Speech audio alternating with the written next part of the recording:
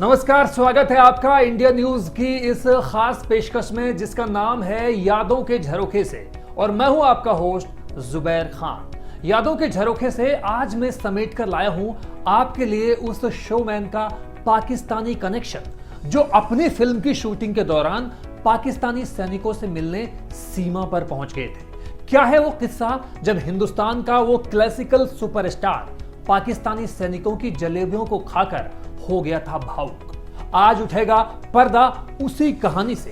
तो आइए किया जाए इस कहानी का तरतीबवार आगाज। हिंदी सिनेमा के शोमैन कहे जाने वाले राज कपूर को भला कौन नहीं जानता। वो सिर्फ एक्टर, डायरेक्टर, प्रोड्यूसर ही नहीं थे, बल्कि सिनेमाई दुनिया में एक बड़ा बदलाव लाने वाले उन लोगों की फहरिस्त में शामिल थे जिन्होंने उस वक्त आगे के सिनेमा को भांप लिया था। 24 साल की छोटी सी उम्र से फिल्मों के निर्माण का काम अपने हाथ में लेने वाले राज कपूर के लिए आज भी कहा जाता है कि वो जो भी करते थे उसके पीछे कोई ना कोई वजह जरूर होती थी। उनके सिनेमाई प्रयोगों का नतीजा ही था कि उन्होंने उस जमाने में बॉबी, मेरा नाम जोकर, राम तेरी गंगा मैली जैसी कामयाब फिल्में बना दी थी। लेकिन इस दिग्गज फिल्मकार ने 2 जून 1998 को हिंदी सिनेमा को हमेशा के लिए अलविदा कह दिया। हिंदुस्तानी सिनेमा को एक अलग मुकाम पर पहुंचाने वाले राज कपूर सिर्फ हिंदुस्तान ही नहीं बल्कि पाकिस्तान में भी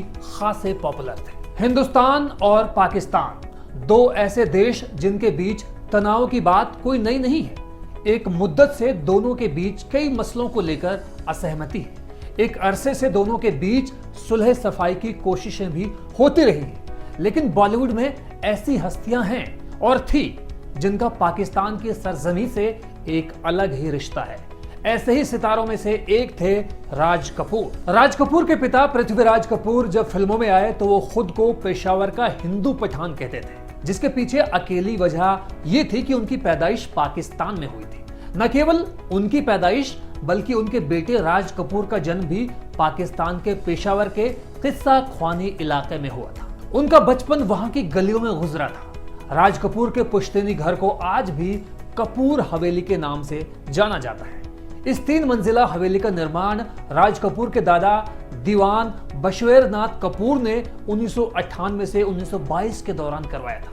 लेकिन सन 1930 में कपूर परिवार मुंबई आ गया, जिसके बाद वो कभी कभी ही पेशावर जाते थे। लेकिन सन 47 में हुए विभाजन के बाद ये सिलसिला और भी ज्यादा बंद हो गया। पाकिस्तानी राज्य खैबर पख्तूनख्वा की गवर्नमेंट ने पिछले साल कानूनी तरीके से राज कपूर का घर 1.5 करोड़ रुपए में खरीद लिया था। दरअसल बंटवारे के समय से बंद पड़ी उस हवेली की हालत पहले से बहुत खस्ताहाल हो चुकी थी, जिसे देखते हुए लोकल लोगों और गैर सरकारी संस्थाएं काफी समय से इसके कंजर्वेशन की मांग कर रही थी। इतनी मांग करने के बाद जब हवेली सरकार के कंट्रोल में आई तो उसने इसे टूरिज्म को बढ़ावा देने की कोशिश में म्यूजियम में बदलने का फैसला कर लिया। दिलचस्प बात यह है कि दशकों पहले पाकिस्तान छोड़ चुके राज कपूर की पॉपुलैरिटी वहां के लोगों के बीच अभी भी कम नहीं हुई है। क्या आप जानते हैं कि जब राज कपूर अपनी बेहतरीन फिल्मों में से एक बॉबी की शूटिंग के लिए कश्मीर गए हुए थे तो उस दौरान राज साहब का मन हुआ कि वो भारत पाकिस्तान बॉर्डर पर तैनात सैनिकों से मिलने जाए। वायरलेस पर जानकारी मिलने की वजह से वहां सैनिकों ने पहले ही चाय पकौड़ों का इंतजाम कर रखा था। राज कपूर ने चाय की चुस्कियां लेते हुए पकौड़ों का आनंद लिया और जब वो चलने लगे तो पाकिस्तानी सैनिकों से भरी जीप वहां आ पहुंची। पाकिस्तानी सैनिकों ने राज साहब को वहां की जलेबियां भी खिलाई, जिन्हें खाकर वो बेहद भावुक हो गए। वो कहते हैं ना कि बचपन का लगाव कभी खत्म नहीं होता। राज कपूर जैसी शख्सियत पर जितना हक भारत का था शायद उतना ही पाकिस्तान का भी था, क्योंकि पंछी, नदियां, पवन के झोंके कोई सरहद ना इन्हें रोके। सरहद होती है इंसानों के लिए। सोचो हमने और तुमने क्या पाया इंसानों के। तो यादों के झरोखे के इस एपिसोड में आज बस इतना ही। अगले एपिसोड में फिर उठाएंगे हम पर्दा किसी और सेलिब्रिटी से जुड़ी कही अनकही, सुनी अनसुनी, जानी अनजानी बातों से। साथ ही हाँ, आज के हमारे इस शो के बारे में आपका क्या ख्याल है जनाब? आपके बेशकीमती फीडबैक्स का हमेशा की तरह हमें रहेगा इंतजार। तो फिलहाल मुझे दीजिए इजाजत। नमस्कार।